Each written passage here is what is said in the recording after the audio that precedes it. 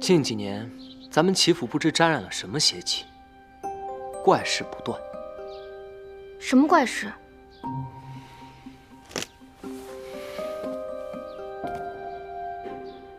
先是我那老实木讷的大哥齐天祥，精神一天比一天萎靡，原本健健康康的一个人，忽然之间就再也叫不醒了，就这么离奇的死掉了。我大哥死后不到1年，我二哥也遭遇了厄运。我二哥齐天放生性闲散，但并不娇宠，身子骨比我还强出了许多。若是他能改掉闲散的毛病，或许也是咱们齐家一名有用的男儿。可就在那个夏天的晚上，天气闷热，二哥齐天放开敞门窗睡在凉席上。夜深人静之后，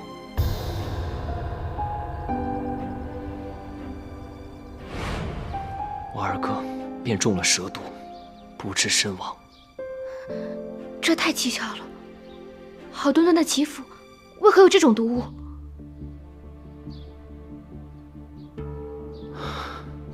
那个时候，由于我大哥、二哥相继离世，齐府上下都流传着一个传闻，说齐三公子活不过25岁。那时的我被吓得心惊肉跳，寝食难安，我便病上加病。再后来，后来怎样了？万念俱灰，我就觉得自己是一个被困在金笼子里面的病鸟。我便找了一天，甩掉了所有的丫鬟和仆人，一个人逃到了城池外的荒郊野岭。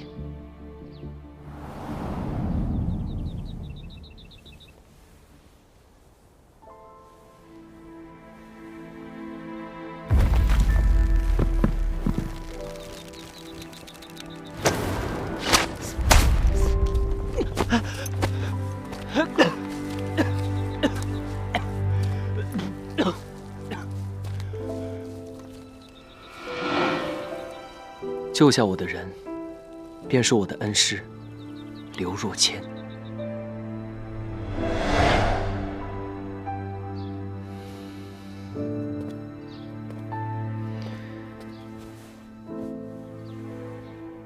师傅将我带回了齐府，带到了奶奶面前，说我还有救。奶奶便将他留到了齐府，他便成了我的师傅，还传授了我一身武功。这么说起来，你还真是不容易。想起以往，恍如隔世。恩师就是我的再生父母。你这从有病到无病，我是听明白了。可是从无病到装病，其中缘由你还没告诉我呢。恩师来了府中半年，对咱们齐府的情况洞若观火。他告诉我，钱财对于穷苦人家来说，那是救命生存的根本，可对于咱们齐府，那是催命的毒药。别看这亭台楼阁、碉楼玉柱，这齐府里面的人早已变身豺狼，杀心四起。师傅还告诉我，要我韬光养晦，装出一副大病未愈、时好时坏的样子，方可让豺狼掉以轻心。那你就不能求求你师傅帮忙，将豺狼绳之以法吗？冰冻千尺，非一日之寒。此人在齐府隐藏极深，若想抓住他的把柄，还需等待时日。我看你们这齐府，根本就没什么好待的。那你是想回扬州去了？你们齐府就是泥塑的金刚，外头看着亮，里头黑得很。我李玉湖迟早要回去的。那你是想把杜冰燕给换回来？那更不可能了。冰燕姐姐就是个文弱女子，又不像我一身武艺，什么都不怕。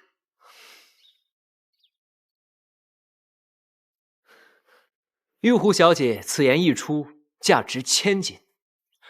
我齐天磊不求天不求地，但求玉湖小姐留下来，助我一臂之力。我为何要助你一臂之力？你忘了，我不也助你一臂之力了吗？要做什么？捉狼。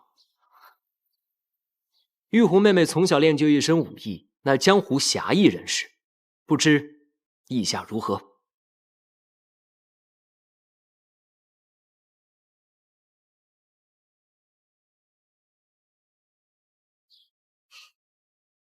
本小姐答应你了。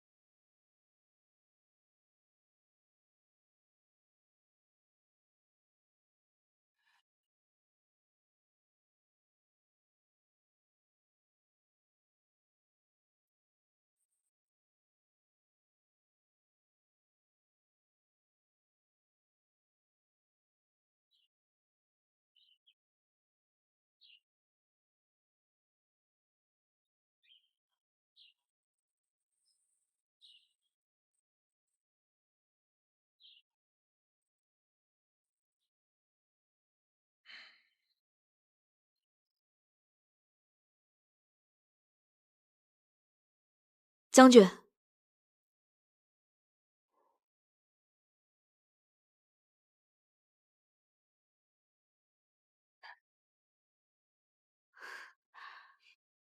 将军，该喝药了。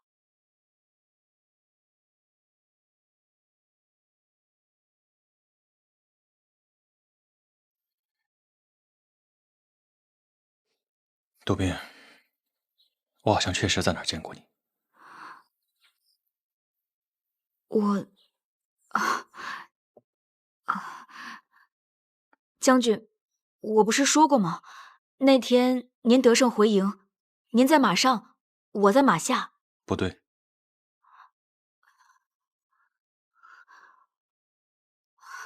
我该给您换药了。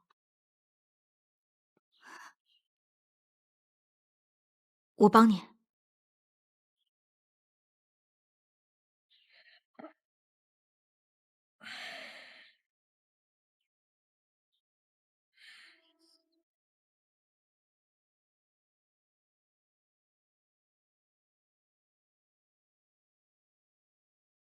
这，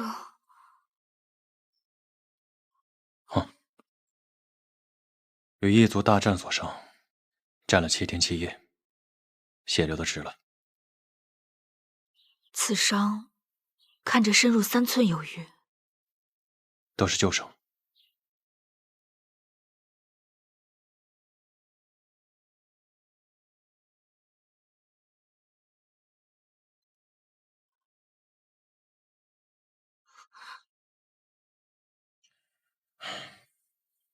这是被昔日战友所出卖，没防得住背后的暗箭。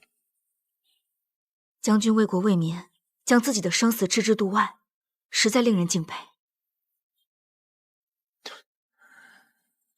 没想到你一个小小的药童，竟如此深明大义。我之前也读过几年书。哦，我该给您换药了。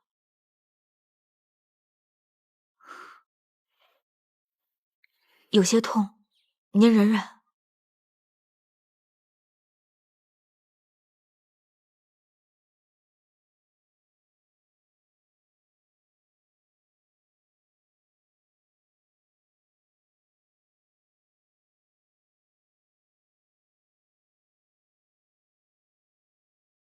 师父再三叮嘱过，说箭疮难愈合，尤其是您这带毒的箭疮，就更难愈合了。将军，您还是赶紧上床歇息吧。好，我帮您把衣服穿上。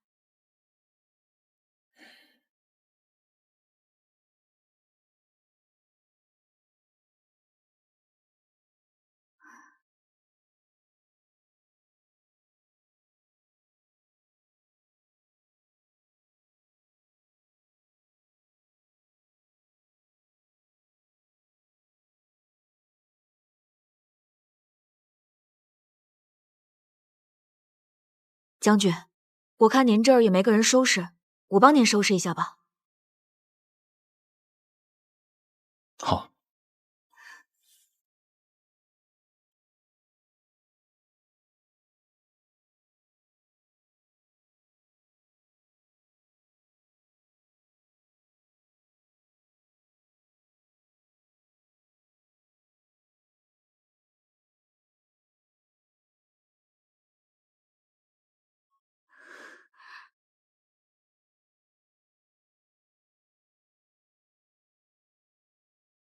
评委，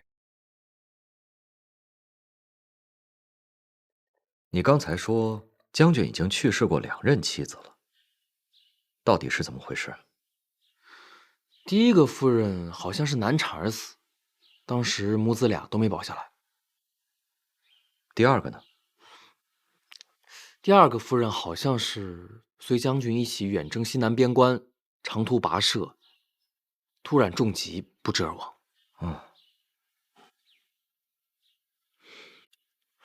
也不知道给舅舅倒水。我刚才没倒。我问你，袁将军那逃走的女子，袁将军就没有派人去追过吗？将军天天打仗那么忙，哪有功夫管这事儿？大哥说了，人家小女子不愿意就算了。评委，日后你要多向袁将军学习啊！我知道了，舅舅，都说了800遍了。强身健体的，好好补补你自己的身子。谢舅舅。一天到晚傻兮兮的。我才不傻。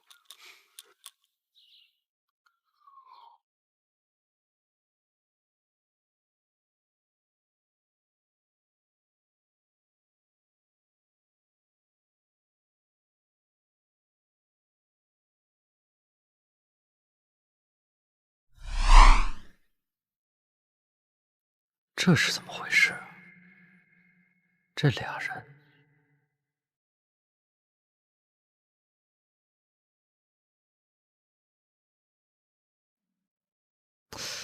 不对，这瞧着是个女的呀。杜宾，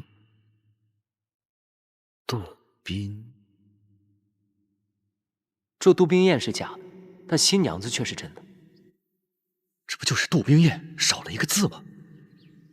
哎呀！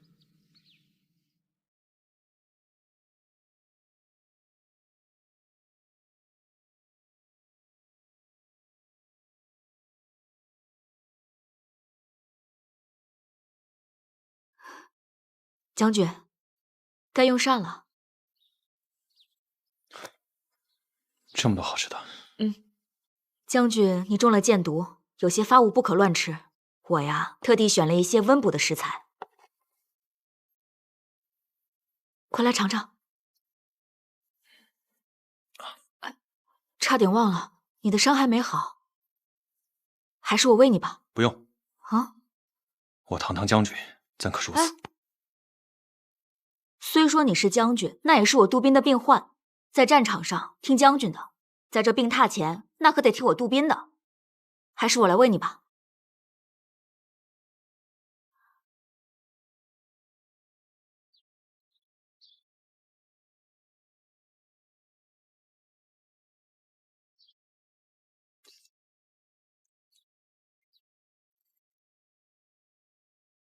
味道如何？我征战沙场多年，少有热汤热食，能喝上口热的真好。那就多来几口。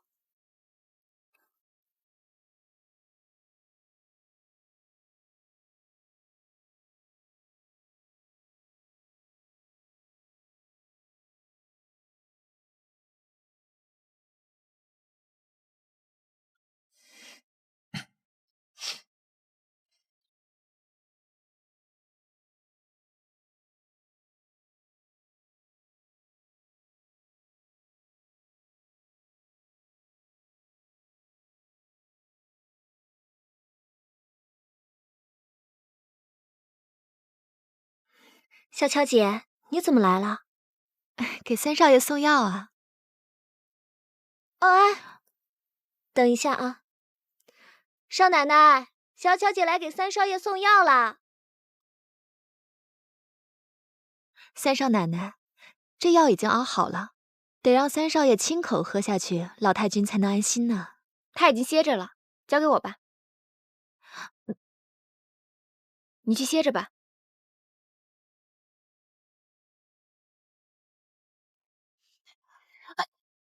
小巧姐，三少爷他已经睡下了，而且三少爷身体不好，我替他谢谢你了。你快回去吧，明天还得早起呢，快回吧啊！哎，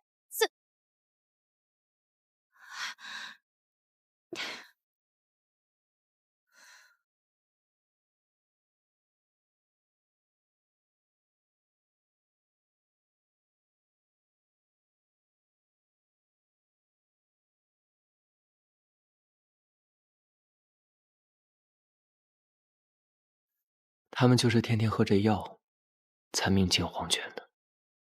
我终于知道你为什么要养这些小白鼠了。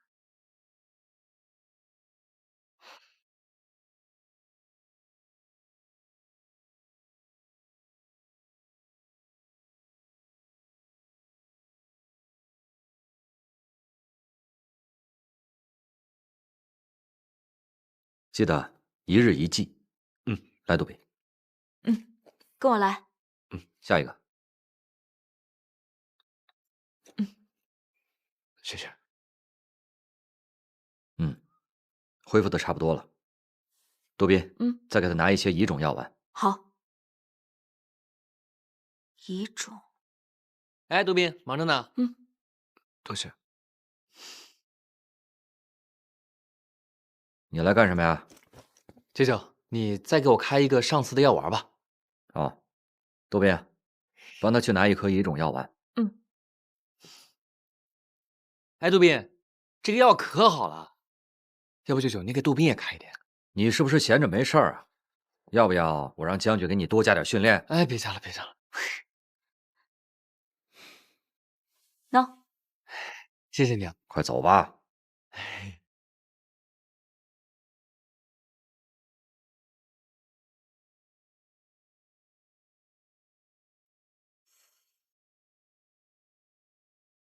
杜宾，来坐。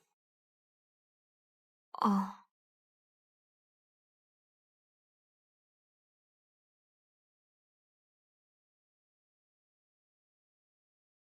为师帮你也号号脉。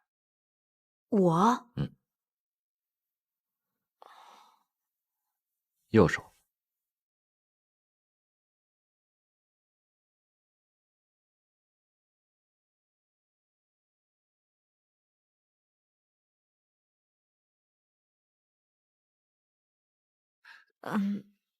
师傅，我这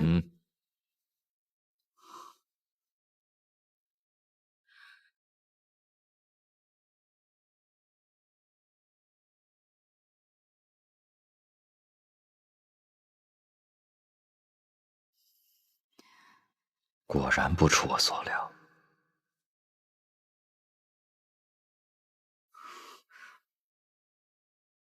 一会儿我给你下个药方，你回去无人的时候再看。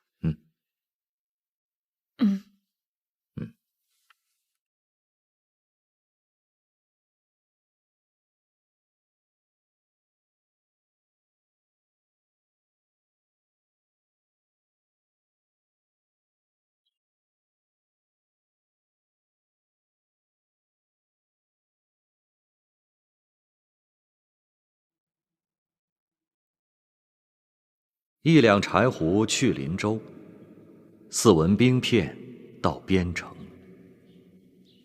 淑女乔装入军营，主将帐内巧应承。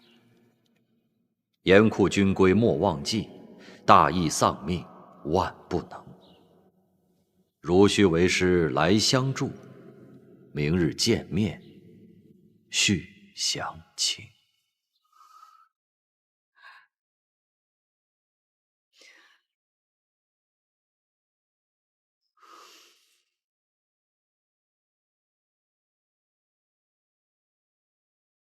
杜宾，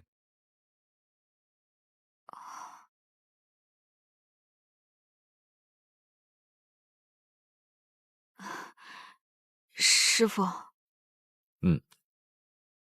为师帮你开的药不难吃吧？不难吃。师傅，我悬壶济世救过许多人，杜斌，就你这点小病，师傅保证帮你治好。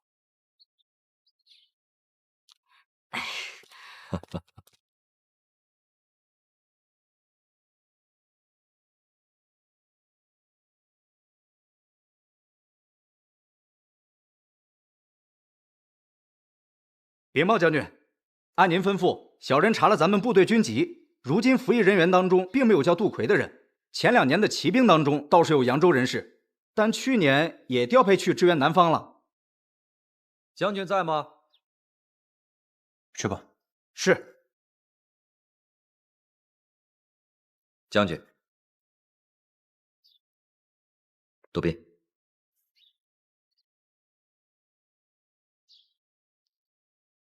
将军，我来帮您看看伤口。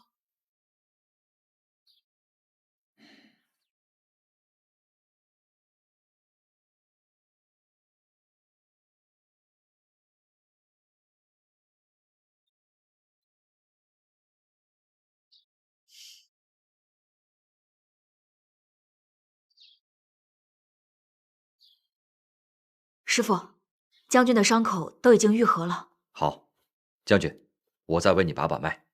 刘先生，请。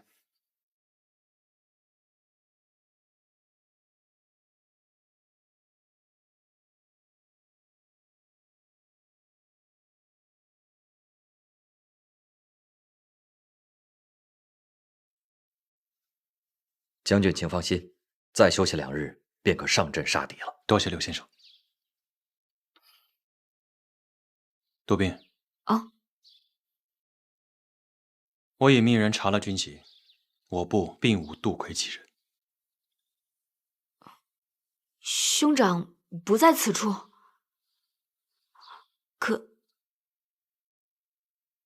可当年不知你来军营意欲何为？将军，当年我这个小徒弟跟随我的时候，还是个半大的孩子，哪里知道军队的归属之地啊？他当年只记得他的兄长参了军，这才随着我走遍了许多的军队。啊，原来如此。大哥，大哥，敌军又来叫阵了。又来叫阵，而且这次出来的都是骑兵，恐怕是要冲营啊！替我准备战袍。且慢，今日不可上阵杀敌，崩裂的伤口很难再愈合。刘先生，等不及了，评尉，马上调派100名弓箭手上阵御敌，我去观察敌情。是，将军，我和杜斌一同前往，以防不测。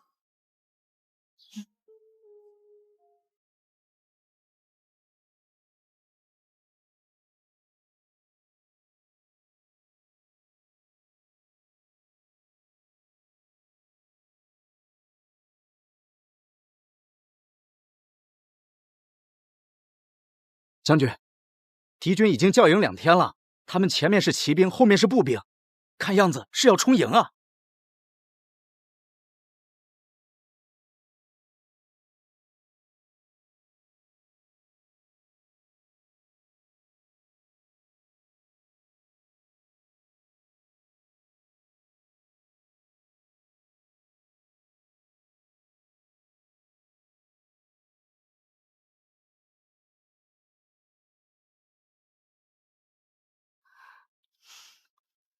敌人此次以骑兵为主，妄图依己之长，攻我之短。咱们的弓箭手和长枪兵都已经准备就绪了，敌人应该不敢强攻。我们要分成几步，四处游动，或趋前击敌，或佯败诱敌，诱导敌人进入我们的包围。但敌军如果强攻怎么办？那咱们就跟他们硬打。是啊，强攻怎么办呀？是啊。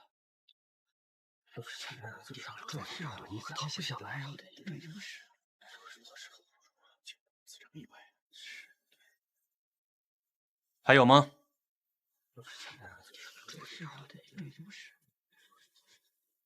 将军，杜斌虽未上阵杀过敌，但也读过几本兵书，也有一计想要献上，不知可否？当然，请说。我与师父在军营行医之时，发现敌军长期为我军所扰，又远离后方给养不足，因而人马皆乏，常显疲惫之状。我刚刚登楼望敌之时，发现仍有此迹象。有何依据？近日我都是在敌军生火做饭之时登楼观察，我发现军营中的士兵皆是以大铁锅做饭，我以我们军营的现状为依据，推算出大约是30个士兵共用1口锅1个灶。此法便于行军打仗，30个人为一边，想来敌军也是这样想的。而且杜宾发现，近日敌军生火做饭的数量明显有减少。你怎么知道？金城干燥，若想生火做饭，需要用到一种特殊的枯枝，而这种枯枝虽然容易燃烧，但也极易产生浓烟。近日我发现敌军浓烟的数量明显减少，如果有此种情况，只有一种可能：粮草不足。将军也推算出来了。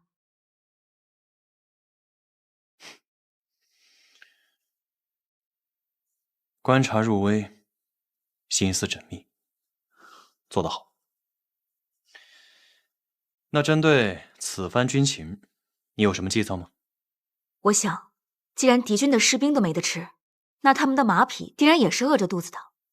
既然如此，我们不妨把我军刚刚煮好的黑豆发给最前排的每一位士兵，当敌军策马而来之时，将黑豆倒洒于地上。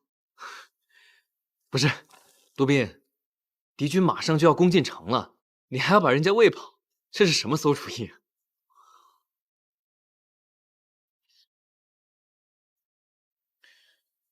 你继续说。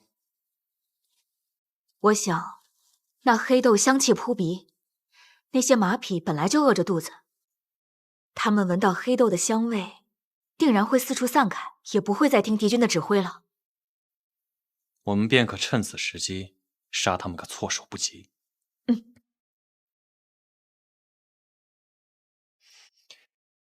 听令，在。按照杜宾说的，去准备。遵命。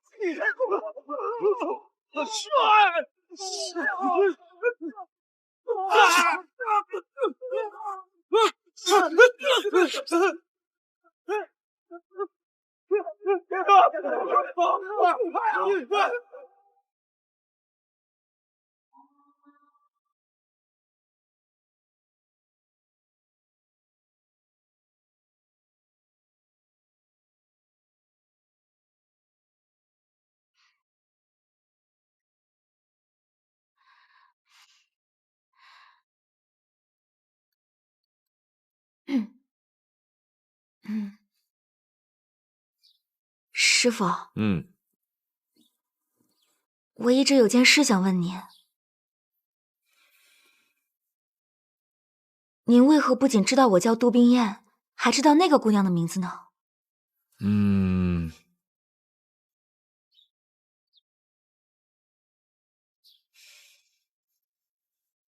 嗯，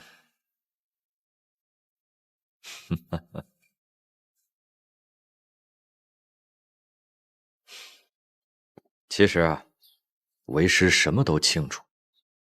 扬州杜家的杜小姐本来是要嫁给林州齐府的齐天磊，那荆州的原部区本来要迎娶的是扬州李府的李玉湖。两位小姐同天出嫁，同上花轿，同时进入了仙女庙，情急之中拿错了盖头，上错了花轿。师傅，您怎么什么都知道啊？那是因为师傅掐指会算，人送外号刘半仙。师傅，冰燕真是三生有幸能成为您的弟子。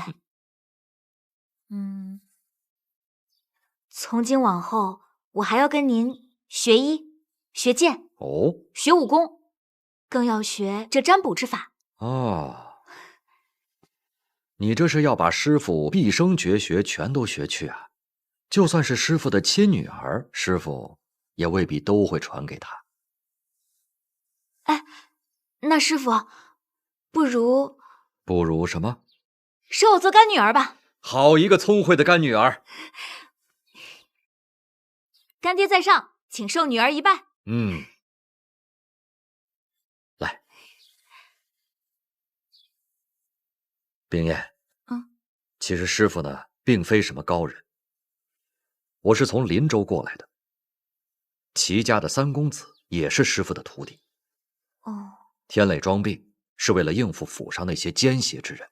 哦，对，你的玉壶妹妹功夫了得，她和天磊情投意合，也算是上天的安排，缘分之事真是妙不可言呐。现在林州这边歪打正着，巧配了姻缘。如果荆州这边你们二人也能情投意合，那就是上错了花轿，嫁对郎啊！师傅，还叫师傅？干爹，嗯，瞧您说的。哎，杜宾，我正找你呢，你献的可真是锦囊妙计，敌人的骑兵被我们打败了。哦，真的啊？沙校尉，你就给我们讲讲呗。讲什么？讲满地撒黑豆的事儿啊？啊，对呀，这个到底怎么回事啊？跟你说啊，撒黑豆呢，听起来就是个小动作，对吧？但实际上这是个连环计。敌方的战马一闻到那个黑豆的香味啊，全都低着头，到处找豆子吃。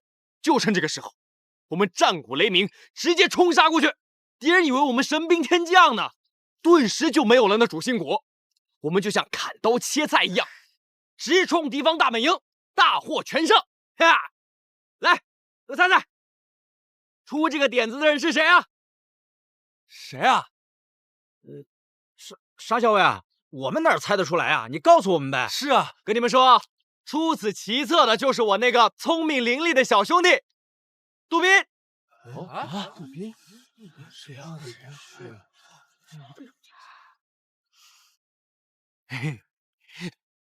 哎，大哥来了。将军，我让你在这儿给我操练，你在这儿跟我瞎吹呢。兄弟们都累了，让他们休息休息。也不知道谁说的，说人家出的是馊主。这大哥，哎，你这个伤恢复的怎么样啊？没有什么大碍了。那就好。今天我到这儿，就是告知大家一声，今晚在这儿举办庆功宴，所有人今晚必须到场，没有借口啊！来哥，酒肉管够吗？你怎么整天都是吃啊喝的呢？我这管，今晚畅饮，畅饮！多谢将军！多谢将军！多谢将军！将军，多谢将军！多谢将军！多谢将军！多谢将军！多谢将军！谢谢大哥。多谢将军！继续吹吧，吹完赶紧让他们回去休息。行。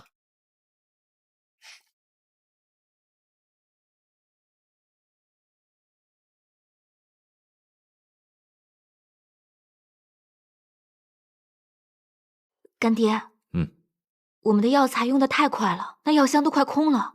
您说这可怎么办啊？近日我回林州去采购一些药材，顺便正好去看看玉壶和天磊的情况。对了，干爹，你等等我啊。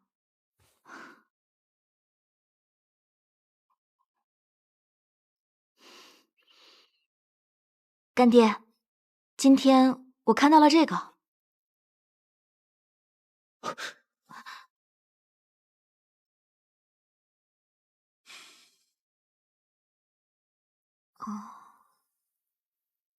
干爹，这是何物啊？